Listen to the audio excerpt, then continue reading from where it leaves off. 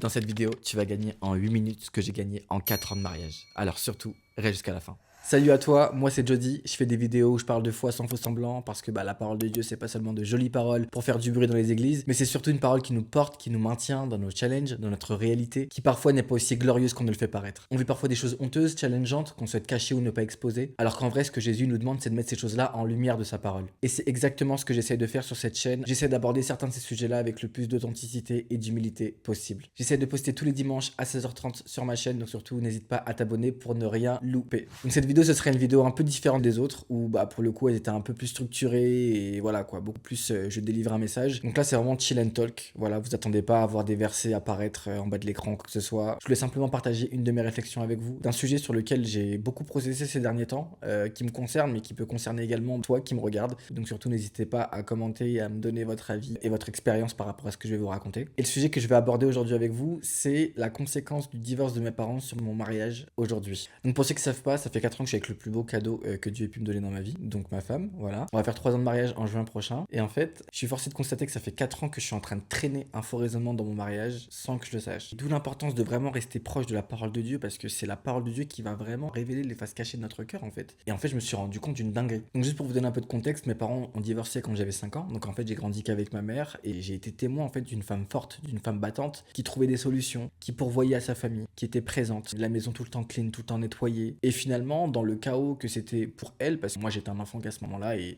pour moi je n'y voyais que du feu, hein. C'est vraiment qu'en grandissant que je me suis vraiment rendu compte que ah oui en fait maman t'es en train de trimer en fait. Donc moi en fait de mon point de vue d'enfant je n'y voyais que du feu et j'avais beaucoup d'admiration pour ma mère, j'avais beaucoup d'admiration pour ce que je voyais et en fait sans que je me rende compte ça a forgé un peu quand même le standard que j'avais dans ce que je pouvais apprécier chez une femme indépendante, une femme qui sait prendre ses responsabilités, une femme qui est active. En tout cas ça a toujours été les critères que j'ai eu et les critères que j'ai toujours valorisés en fait. Parce que pour le coup ma mère voilà quoi, elle a fait ce qu'elle devait faire et en fait ça a mis la barre haute dans mes attentes. Donc voilà, super, merci maman. Gloire à Dieu, finalement je grandis dans un bon environnement, je grandis, je fais ma vie, je rencontre Dieu. Donc Dieu déjà il m'enseigne sur mon rôle en tant qu'homme pour ma famille, mais aussi en tant qu'homme pour ma future femme. Donc bien évidemment que je me dis que quand j'aurai ma femme, je veux la mettre sur ma tête, je veux honorer la parole qui dit dans Éphésiens 5,25, Marie aimez vos femmes comme Christ a aimé l'église. Donc voilà, c'est l'objectif en tout cas. Donc je rencontre ma femme entre temps et c'est mon intention. Je veux l'aimer comme ça. Et en fait, je me suis vite retrouvé dans une forme de schizophrénie. Parce que d'un côté, je voulais la traiter comme une princesse. Mais de l'autre côté, j'ai toujours ce standard, en fait, dans mon cœur, dans ce que je valorise chez une femme,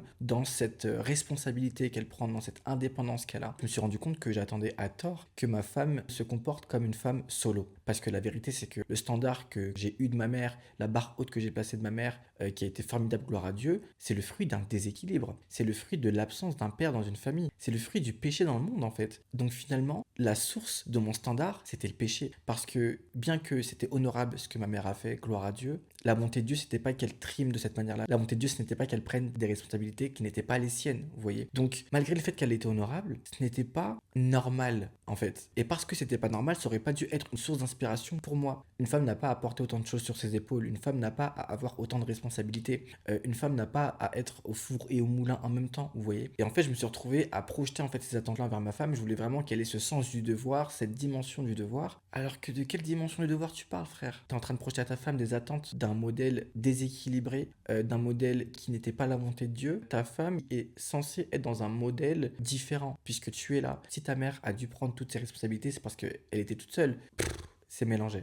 Et en fait, je me suis rendu compte que tant que j'ai ce faux raisonnement en moi, parce que je l'ai encore aujourd'hui, c'est littéralement quelque chose dont je me suis rendu compte récemment et il faut que je déconstruise ce faux raisonnement. Mais je voulais dire, tant que j'ai ça en moi, ça va toujours me ramener à de la frustration et à de l'insatisfaction à tort, vous voyez. Parce que je vais continuer de lui projeter des attentes qui n'ont pas lieu d'être, qui n'ont pas lieu d'être. Donc à tous mes frères qui ont grandi vraiment dans des foyers monoparentaux, avec du coup un père absent, on a tous cette admiration, on a beaucoup d'honneur, beaucoup de respect pour tout ce qu'elles ont accompli, pour le fait de s'être battue, etc. Mais il faut pas qu'on oublie que la volonté de Dieu, c'était pas qu'une femme puisse être indépendante de cette manière-là, vous voyez. Dieu, il a prévu que nous, en tant qu'hommes, on puisse prendre soin de notre femme, que les femmes puissent être protégées, en sécurité. Et ce qui est dur, c'est de détacher l'admiration que j'ai pour ma mère, qui est légitime, l'honneur que j'ai pour ma mère, qui est légitime, de faire la part des choses entre ça et le fait qu'un foyer fonctionnel, à l'image de Dieu, ce n'est pas ce que ma mère a donné. Je peux chialer.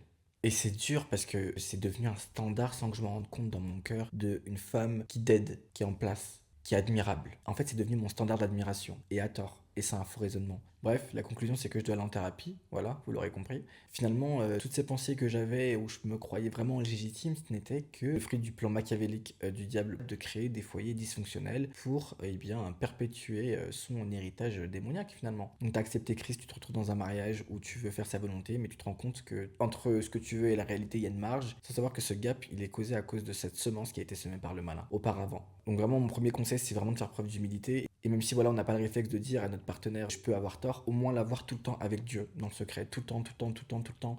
Ne pas demeurer dans ce truc de je sais que j'ai raison, je suis légitime, etc. Mais vraiment rester ouvert dans la possibilité que je peux avoir tort, même si je pense avoir raison, je suis légitime, etc. Mais Seigneur, révèle-moi les faces cachées de mon cœur et confirme-moi, confirme aussi dans le cœur de ma femme de cette vérité-là, finalement. Et vraiment, la deuxième leçon que je tire de tout ça, c'est vraiment de méditer la parole de Dieu.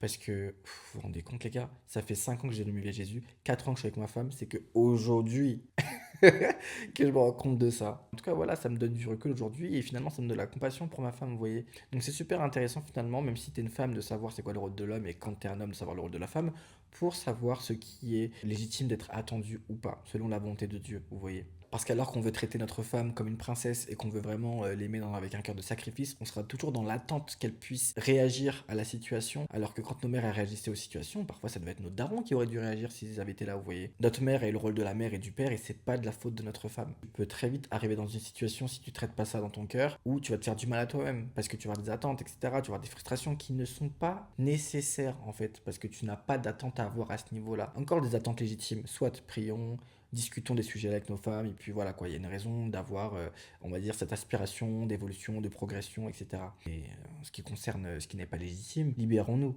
libérons notre femme et libérons-nous nous-mêmes, la vérité. En tout cas, voilà, hein, si jamais vous êtes aussi dans cette situation, me laissez pas seul et commentez.